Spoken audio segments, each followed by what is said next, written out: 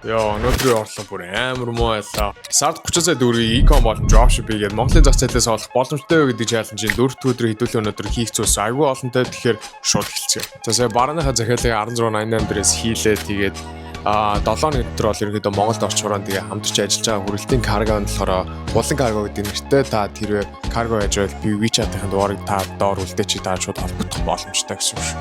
За тэгээд өнөөдөр болохоор одоо би YouTube-ийн бичлэгэн дээр ажиллаж байна. This is gonna be fire. Тэгээд Jimmy хийдгэр хийчихээрээ гэртээ данс хартал. Өнөөдрийн орлого бүр амар муу байлаа. 280 мянган төгрөг. Би яг өөрийнхөө main store-уудаас бүгдийн тусад нь таад яг баталж харуулахын тулд шинээр store эхлүүлсэн учраас яг энэ бар нь болох үгүй нь бас тогтворгүй яваад байна. Гэхдээ угаасаа ялангуяа бид нар e-commerce, dropshipping ялангуяа хийгээ явж байгаа тийм зүйлсүүд гардаг. Тийм учраас маш олон бараанууд туушч үзэх нь аюул чухлаа. Тэгэхээр энэ бараа маань бас яг сайн одоо явахгүй байна. Тэр хэдүүлээ маргаашнаас шинээр бараа туушч үзэх хэрэгтэй болох юм гэсэн. Тэгэхээр маргааш уулзцгаая. Peace out.